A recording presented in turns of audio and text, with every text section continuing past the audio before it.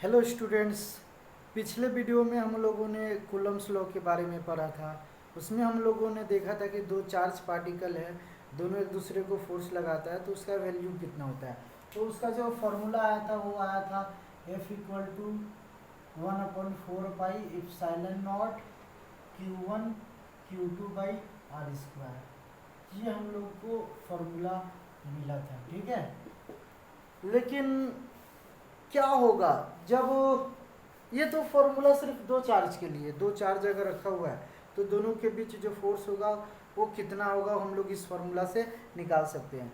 लेकिन क्या होगा जब बहुत सारा चार्ज पार्टिकल रखा हुआ है। मान लीजिए यहाँ पे एक चार्ज है Q1, यहाँ पे एक चार्ज है Q2, यहाँ एक चार्ज है Q3,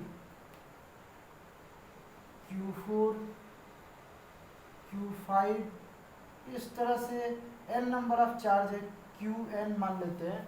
तो n नंबर ऑफ चार्जेस क्या है, प्रेजेंट है, स्पेस में है, सिस्टम ऑफ चार्ज है, यहाँ पे बहुत सारा चार्ज प्रेजेंट है। तो हमको क्या करना है, इस चार्ज पे Q1 पे या किसी भी एक चार्ज पे, पार्टिकुलर चार्ज पे फोर्स निकालना है, कूलम फोर्स। तो यहाँ तो दो चार्ज तो है नहीं सिर्फ कि हम लोग फॉर्मूला अप्लाई करके निकाल लेंगे, यहाँ तो बहुत सारा चार्ज प्रेजेंट है। तो इस पार्टिकुलर चार्ज पे Q1 को एक हम मान लेते हैं कि Q1 एक पार्टिकुलर चार्ज है जिस पे हमको फोर्स निकालना है कि इस पे टोटल फोर्स कितना लग रहा है। इस पे तो Q2 भी फोर्स अप्लाई कर रहा है, Q3, Q4, Q5, Q6, Q7 जितना भी चार्ज पार्टिकल है सब मिलके इस पे फोर्स लगाएगा। तो हम लोग को देखना है कि इस पे नेट फोर्स कितना लगेगा। तो उसके लिए है कूलम्स।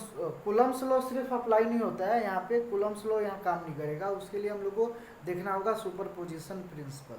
तो superposition principle of Coulomb's law. तो superposition principle of Coulomb's law क्या बोलता है, मान लीजिए बहुत सारा चार्ज प्रेजेंट है तो हमको इस चार्ज पे फोर्स निकालना है, नेट फोर्स। तो हम लोग क्या करेंगे, इस चार्ज पे इसके थ्रू फोर्स निकाल लेंगे, फिर इसके थ्रू निकाल लेंगे, Q4 के थ्रू, Q5 के थ्रू, मतलब हर एक चार्ज के थ्रू इस फॉर्मूला पे अप्लाई करके हम लोग फोर्स निकाल लेंगे एक एक करके। अगर ये दोनों के बीच फोर्स निकाल रहे हैं तो बाकी को हम लोग इग्नोर करेंगे, भूल जाएंगे। फिर ये दोनों के बीच निकालेंगे तो बाकी को इग्नोर कर देंगे। और जब हम लोग Q4 और Q1 के बीच निकालेंगे तो बाकी को इग्नोर कर देंगे। यानी Q1 पे हर एक चार्ज के थ्रू फोर्स हम लोग अलग अलग से निकाल देंगे और उसको निकालने के बाद सबको ऐड कर देंगे। यहाँ पे सिंपल एडिशन नहीं होगा, वेक्टर एडिशन होगा। तो सुपरपोजिशन प्रिंसिपल यही बोलता है कि when system of charge contain large number of charges Q1, Q2, Q3, Q4 dot dot dot dot Qn, then electrostatic force on a particular charge is equal to vector addition of force, electrostatic force exerted by each charge particle on that charge particle। तो यही है superposition principle. तो इसको हम लोग लिखेंगे कैसे, उसके लिए हम लोग करेंगे क्या, हम लोग मान लेते हैं Q1 पे नेट फोर्स जो है, Q1 पे जो नेट फोर्स है वो है यहाँ लिख रहे हैं, ठीक है। Q1 पे जो नेट फोर्स है उसको हम लोग मान लेते हैं F1। क्यों, Q1 पे नेट फोर्स देख रहे हैं तो Q1 पे नेट फोर्स हम लोग क्या मानेंगे, F1।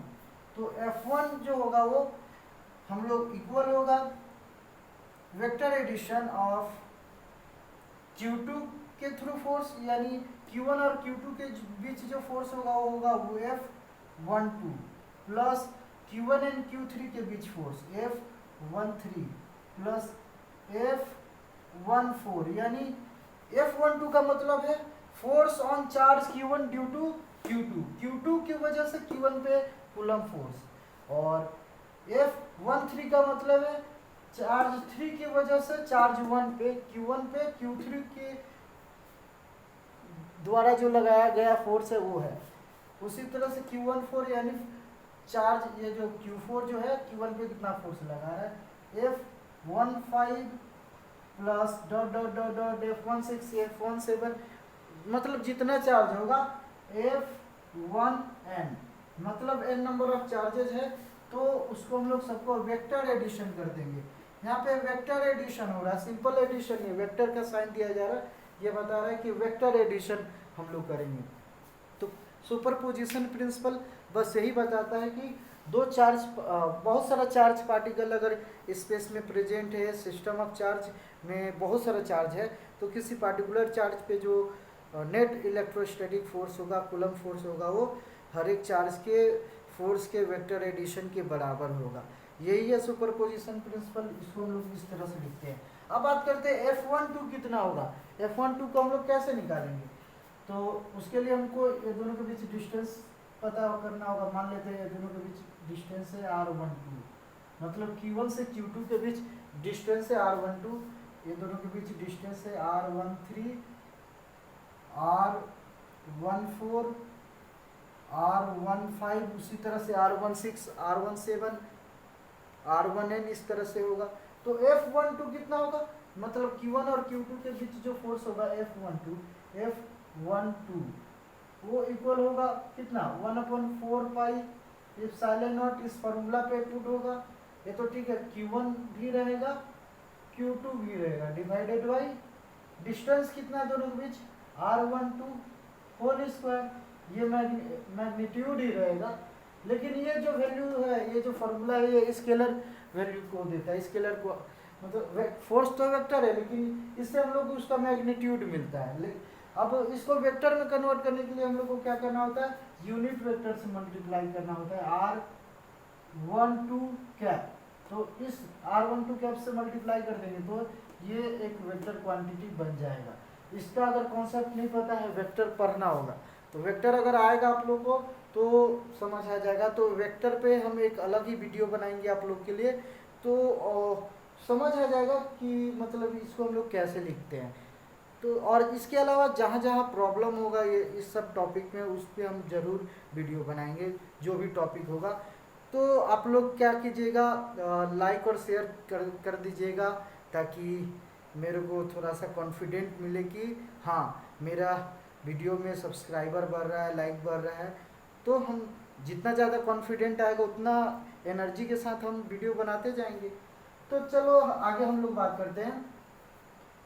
ये दोनों के बीच जो फोर्स होगा वो हो जाएगा F13, यानी चार्ज 1 पे 2 के थ्रू जो फोर्स होगा उतना हो जाएगा 1/4 pi epsilon not. Q1 Q2 नहीं होगा, Q3 होगा।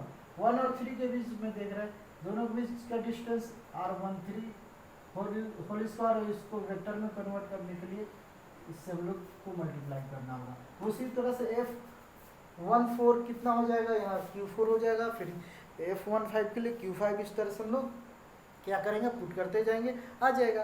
तो यही है सुपरपोजिशन प्रिंसिपल ऑफ इलेक्ट्रोस्टैटिक्स और कूलम्स लॉ।